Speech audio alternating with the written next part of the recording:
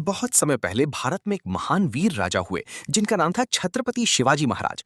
वे बचपन से ही साहसी, बुद्धिमान और अपनी मातृभूमि से प्रेम करने वाले थे।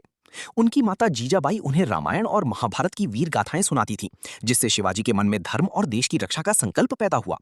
उस समय कई अत्याचारी शासक गरीब लोगों पर अत्याचार करते थे। शिवाजी महाराज ने निश्चय किया कि वे अपनी प्रजा की रक्षा करेंगे। उन्होंने कम उम्र में ही अपने कुछ वीर साथियों के साथ छोटे छोटे किलों पर विजय प्राप्त करनी शुरू कर दी। उनकी सेना छोटी थी, लेकिन उनकी बुद्धि और साहस बहुत बड़े थे। एक बार शक्तिशाली सेनापति अफजल खान शिवाजी महाराज को हराने के लिए विशाल सेना लेकर आया।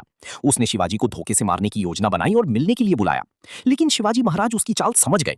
वे अपने शरीर पर लोहे का कवच पहनकर गए और अपने हाथ में वाघनख छिपा कर ले गए।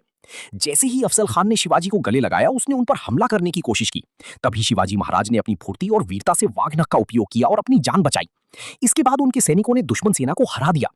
ये घटना पूरे भारत में उनकी वीरता का प्रतीक बन गई। शिवाजी महाराज हमेशा महिलाओं का सम्मान करते थे और गरीबों की रक्षा करते थे। वे युद्ध में केवल ताकत से नहीं, बल्कि बुद्धि और योजना से जीतते थे। उन्होंने कई किले जीते और एक शक्तिशाली मराठा साम्राज्य की स्थापना की। उनकी वीरता, न्याय और देशभक्ति की कहानियां आज भी लोगों को साहस और देश प्रेम की प्रेरणा देती हैं। इसलिए छत्रपति शिवाजी महाराज को भारत के सबसे महान वीर राजाओं में गिने। शिवाजी महाराज हमेशा महिलाओं का सम्मान करते थे और